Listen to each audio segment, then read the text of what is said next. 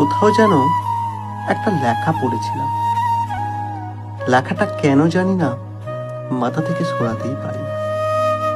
দীর্ঘ একটা সময় ধরে তোমাকে একজন পেয়েছে মানে আর একজন কি বিভৎস ভাবেই না তোমাকে হারিয়েছে। লেখাটা খুব ছোট, কিন্তু পৃথিবীর সমান বিশাল কথাটার গভীরতা। কেউ একজন দিনের পর দিন, মাসের পর মাস, বছরের পর বছর কাউকে নিজের করে পাওয়ার স্বপ্ন দেখে যাচ্ছে, অপেক্ষা করে যাচ্ছে।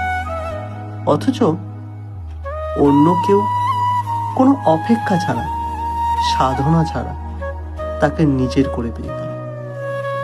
সে জানে না সে যাকে নিজের করে পেল তাকে পেতে কত শত দিন ধরে ক্ষুধার ভিক্ষুকের মতো তার অপেক্ষায় দাঁড়িয়েছিল। সত্যি তাই, তাই না?